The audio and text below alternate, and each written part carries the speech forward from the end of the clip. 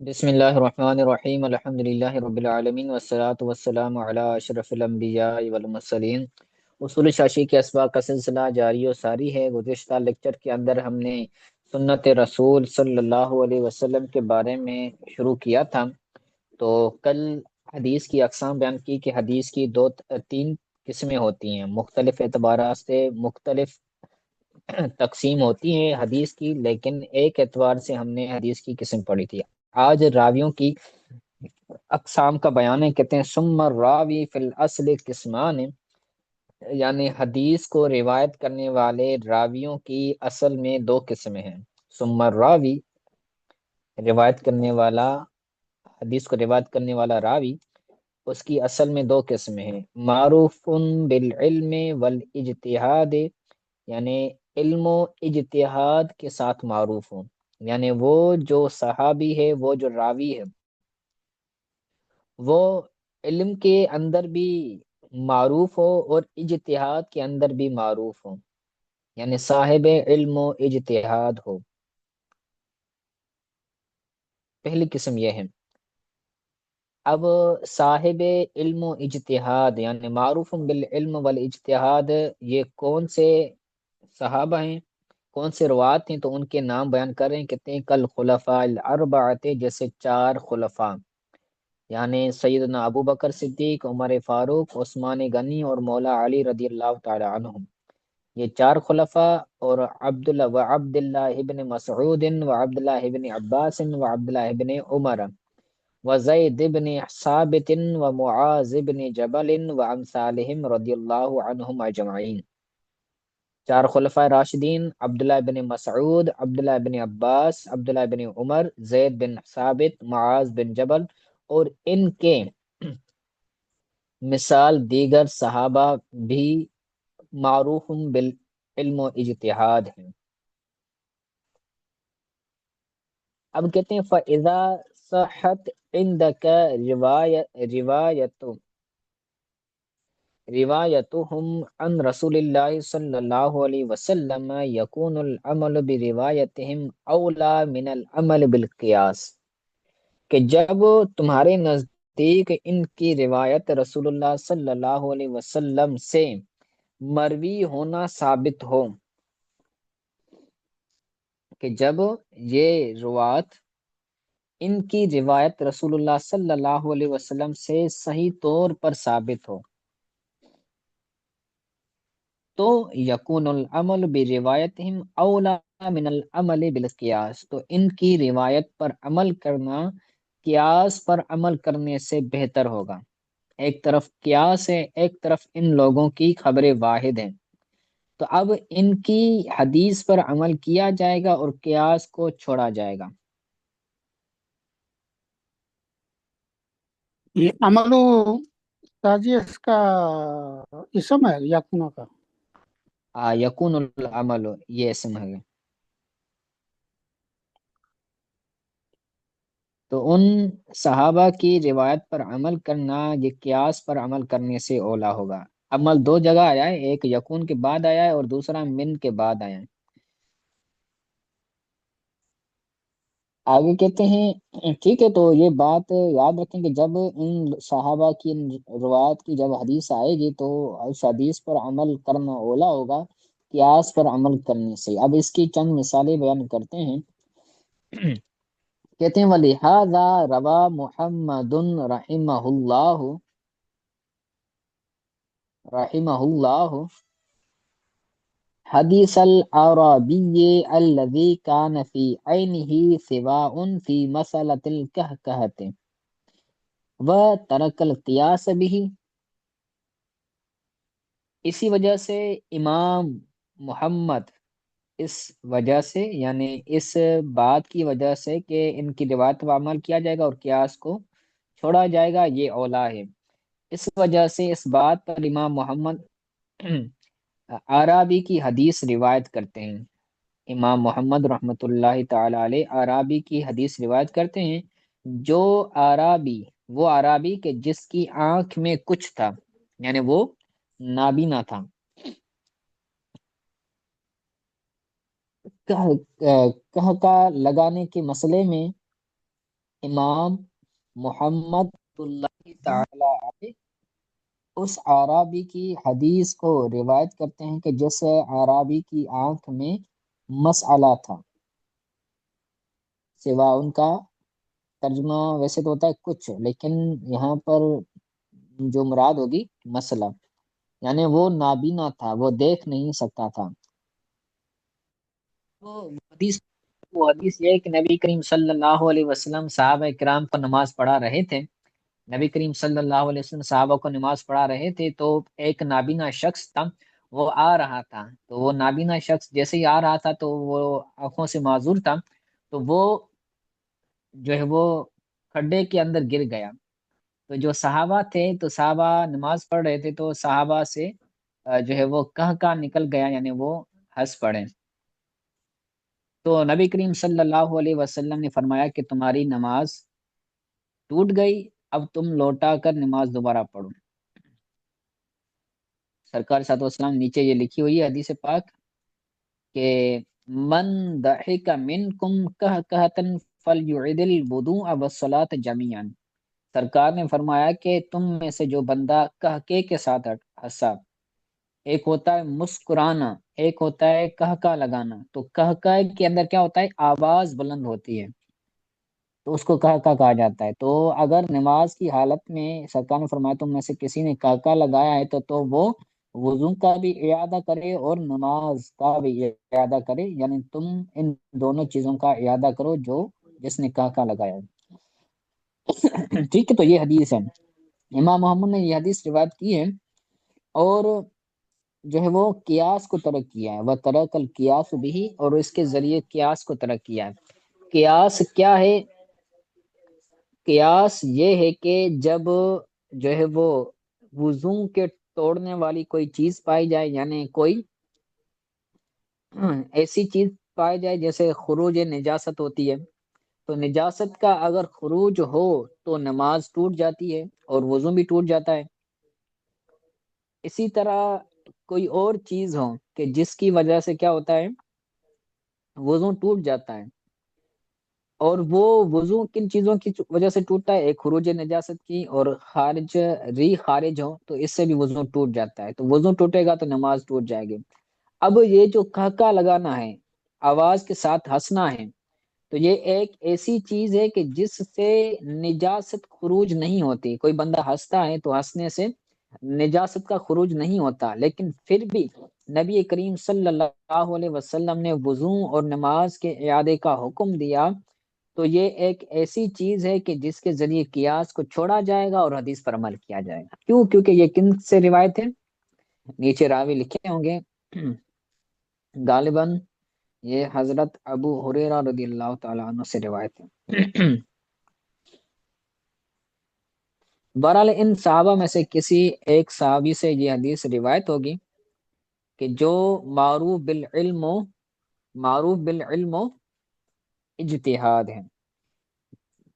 ٹھیک ہے، تو ان کی حدیث آ گئی تو اب قیاس کو چھوڑا جائے گا۔ قیاس یہ ہے کہ نجاست خارج ہو تو وضو ٹوٹے، لیکن سرکار کی اس حدیث کی وجہ سے نجاست اگرچہ خارج نہ ہو پھر بھی وضو اور نماز دونوں ٹوٹ جائے گی۔ ہاں، اگر نماز کے علاوہ کوئی بندہ کہکا لگاتا ہے تو الکہکہ تو من الشیطان، کہکا لگانا یہ شیطان کی طرف سے ہوتا ہے، لیکن اس سے وضو نہیں ٹوٹے گا۔ نماز کے اندر اگر کوئی بندہ کہکا لگائے تو نماز بھی ٹوٹے گی، وضو بھی ٹوٹے گا۔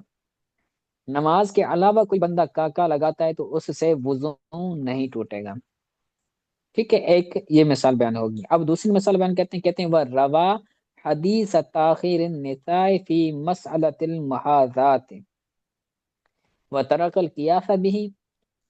روا کا فاعل ہے امام محمد، امام محمد رحمت اللہ تعالی علیہ نے محاذات والے مسئلے میں عورتوں کو مؤخر کرنے والی حدیث روایت کی ہے۔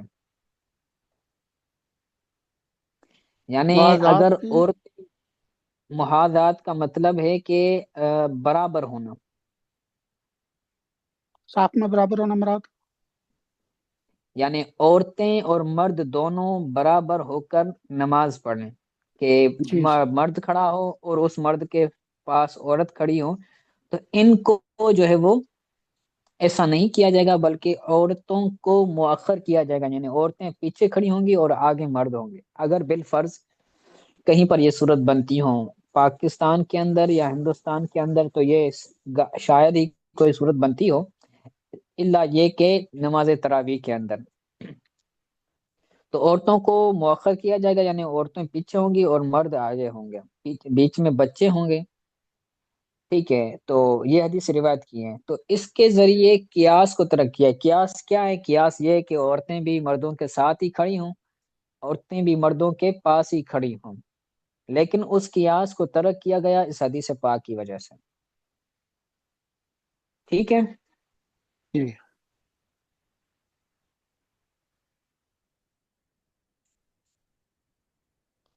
اس کے بعد کہتے ہیں وَرَوَا ان عائشۃ حدیث الکیء وترک القیاس بہ۔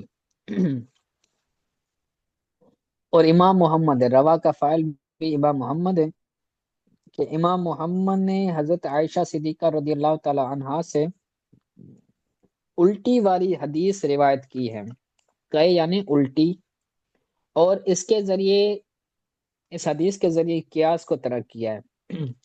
وہ حدیث پاک کیا ہے؟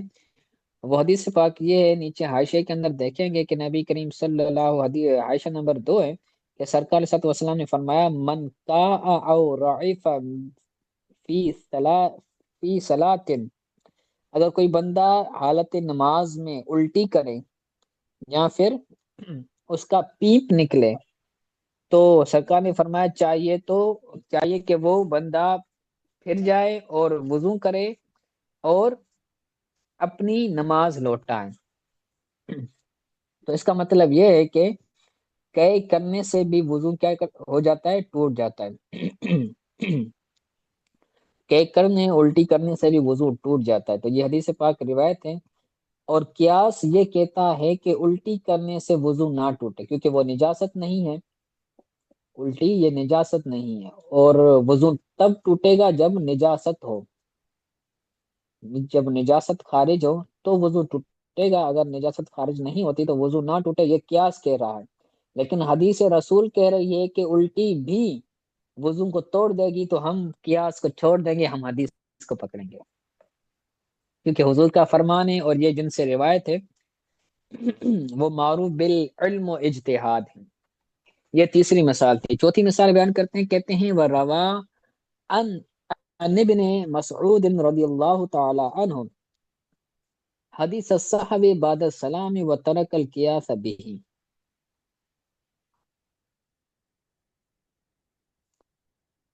اور امام محمد رحمۃ اللہ تعالی علیہ نے حضرت ابن مسعود رضی اللہ تعالی عنہ سے روایت کیا ہے سلام کے بعد سجدہ سہو کی حدیث کو، وترک القیاس به، اور اس حدیث کے ذریعے قیاس کو ترک کیا ہے۔ حدیث کیا ہے؟ حدیث کے اندر مفہوم عرض کرتا ہوں، حدیث کے اندر یہ ذکر ہے کہ اگر کوئی بندہ نماز کے اندر کوئی غلطی کرتا ہے تو وہ پہلے سلام پھیرے گا، سلام پھیر کر پھر دو سجدہ سہو کرے گا، یعنی سہو کے دو سجدے کرے گا، یعنی پہلے سلام کرے گا، سلام کرنے کے بعد پھر سجدہ سہو کرے گا، دو سجدے۔ اور قیاس کا کیا تقاضا ہے؟ قیاس کا تقاضا یہ ہے کہ جو سلام ہے وہ آخر میں ہونا چاہیے، اور جو سجدہ سہو ہے وہ پہلے ہونا چاہیے۔ تو قیاس کا تقاضا یہ ہے کہ سلام کے بعد سہو ہے، لیکن حدیث پاک میں آیا ہے کہ سجدہ سہو سے پہلے سلام ہو، سلام کے بعد پھر سجدہ سہو ہے، تو ہم حدیث پر عمل کریں گے اور قیاس کو چھوڑ دیں گے۔ ٹھیک ہے، تو یہ جو ہے وہ امام شافعی رحمہ اس کے برخلاف ہیں۔ امام شافعی کہتے ہیں کہ پہلے سلام کیا جائے گا، سلام کے بعد پھر جو ہے وہ دو سجدے دیے جائیں گے۔ نیچے حدیث بھی لکھی امام ہوئی ہے اور شافی امام رحمۃ اللہ شافعی کا امام شافی بیان رحمۃ اللہ اینڈ موجود ہے۔ پر سلام کرتے ہیں، اسلام پھیر کر ایک سائڈ ہاں پر اور امام پھر ہاں سجدہ جی کرتے ہیں، جی جی، اس کے بعد کچھ نہیں۔ تشہد کر کے امام شافعی کے نزدیک تشہد کر کے پھر جو ہے وہ دو سجدے کیے جائیں گے، پھر اس کے بعد سلام پھیرا جائے گا۔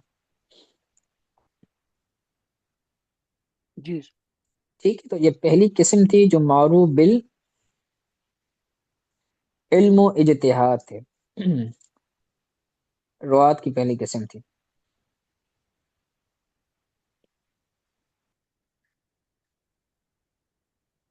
اس کے بعد دوسری قسم راویوں کے بیان کرتے ہیں، کہتے ہیں والقسم الثانی من الروات هم المعرفون بالحفظ والعدالت دون الاجتہاد۔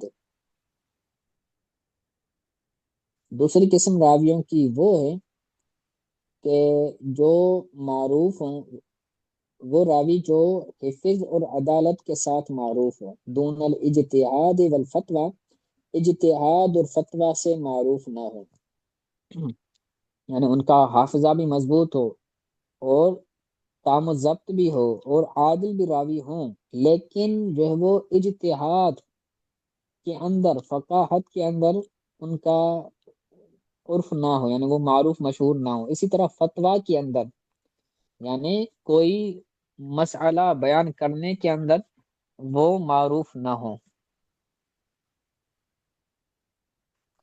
ٹھیک ہے، تو وہ معروف بالحفظ بھی ہوں گے، ان کا حافظہ مضبوط ہوگا، عادل بھی ہوں گے، لیکن صاحب اجتہاد اور صاحب فتویٰ نہیں ہوں گے، تو یہ راویوں کو دوسری قسم ہے۔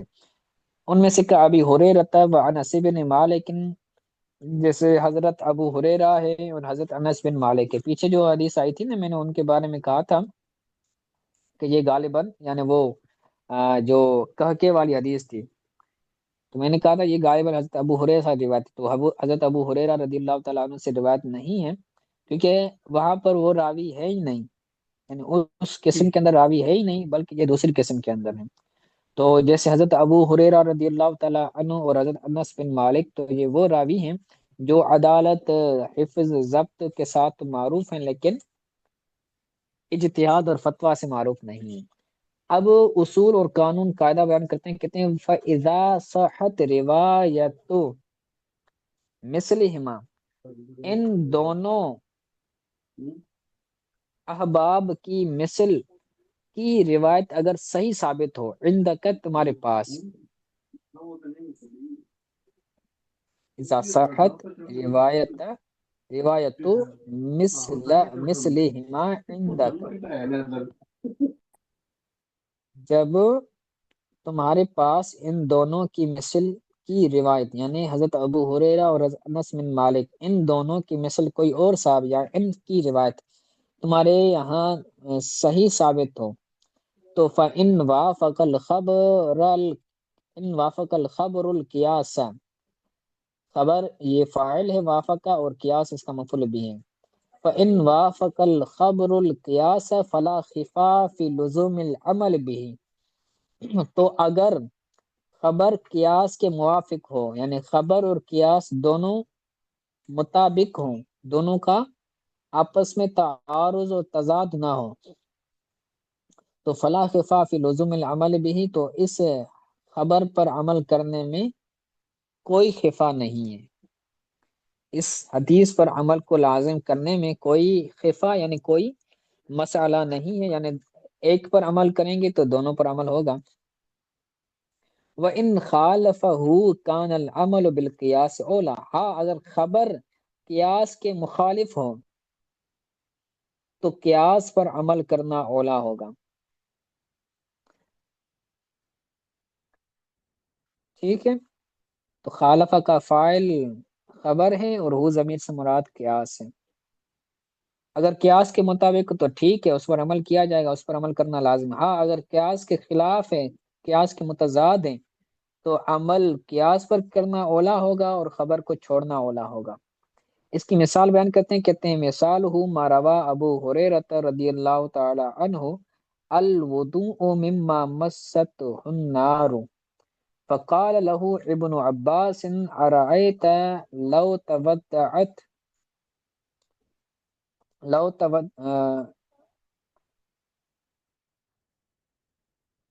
لو تودعت بما لو تودعت، اس یہ جو ہے نا، یہ حاضر کا صیغہ ہے، لو تودعت، لو تودعت، اگر تو وضو کرے، بماء ثقيل اكنت تتودع منه، فسكت، فسکت، اس کی مثال یعنی اگر خبر قیاس کے مخالف ہو تو اس کی مثال بیان کرتے ہیں کہ اس کی مثال وہ ہے کہ جس کو حضرت ابو ہریرہ رضی اللہ تعالی عنہ نے روایت کیا ہے کہ الوضوء مما مست النار، کہ وضو لازم ہے اس چیز سے کہ جس کو آگ نے چھوا ہو، یعنی جو چیز جس چیز کو آگ نے چھوا ہو، یعنی جو چیز آگ سے پکی ہو، تو اگر وہ بندہ کھائے گا تو اس سے وضو ٹوٹ جائے گا، اس سے وضو کرنا لازم ہوگا۔ مثلا کھانا کھاتا ہے تو کھانا بھی آگ پر پکتا ہے، تو کھانا کھانے سے وضو ٹوٹ جائے گا۔ یہ حدیث ہے حضرت ابو ہریرہ رضی اللہ تعالیٰ عنہ سے۔ اب جب حضرت ابو ہریرہ رضی اللہ تعالیٰ عنہ کی یہ حدیث، یہ روایت حضرت ابن عباس کو پہنچی تو قال لہ ابن عباس، حضرت ابن عباس نے ان کو کہا کہ ارأیت لو تودعت بماء لو تودعت بماء سخین اکنت تتودع منه، کہ آپ کی کیا رائے، ارأیت یعنی آپ کی کیا رائے، آپ کی کیا رائے ہے، آپ کا کیا جو ہے وہ مسئلہ ہے کہ جب آپ گرم پانی سے وضو کریں تو کیا آپ اس سے وضو کریں گے؟ یعنی گرم پانی جس کو آگ سے گرم کیا گیا ہو، تو اگر اس سے وضو کیا جائے تو کیا دوبارہ اس سے وضو کیا جائے گا یا نہیں کیا جائے گا؟ تو فسکت ابو ہریرہ رضی اللہ تعالیٰ عنہ، تو حضرت ابو ہریرہ رضی اللہ تعالیٰ عنہ کیا ہو گئے؟ خاموش ہو گئے، یعنی آپ اس کے بارے میں نہیں مسئلہ نہیں برمایا۔ وہ انما ردہ بالقیاس، تو حضرت ابن عباس نے قیاس کے ذریعے حضرت ابو ہریرہ رضی اللہ تعالیٰ عنہ کی حدیث کو رد فرمایا۔ اذ لو کان عنده خبر لرووه، اگر حضرت ابن عباس کے پاس کوئی خبر ہوتی، کوئی حدیث ہوتی تو آپ ضرور ان کو بیان کرتے۔ لرواہ، روا فعل ہے، لام تاکید کا ہے اور ہو ضمیر مفعول بھی ہے، تو آپ ضرور حضرت ابن عباس ضرور اس حدیث کو، اس خبر کو روایت کرتے۔ تو ان کے پاس خبر نہیں تھی، حدیث نہیں تھی، تو آپ نے قیاس کے ذریعے اس حدیث کو رد کر دی حضرت ابو ہریرہ رضی اللہ تعالیٰ عنہ۔ تو مسئلہ یہی ہے کہ گرم چیزیں کھانے سے، یعنی ایسی چیزیں کھانے سے کہ جو آگ سے پکی ہیں، تو وہ چیزیں کھانے سے وضو نہیں ٹوٹے گا، وگرنہ کھانا جو ہم کھاتے ہیں وہ بھی کھانے سے وضو ٹوٹ جاتا۔ ٹھیک ہے، تو آج کے لیے اتنا سبق کافی ہے۔ آج والا سبق اور کل والا سبق آپ دیکھ لیجیے گا، انشاءاللہ اگلے درس کے اندر اس سے آگے پڑھیں گے۔ آج کے سبق کے حوالے سے اگر کوئی بات سمجھ نہیں آئی تو پوچھ لیں۔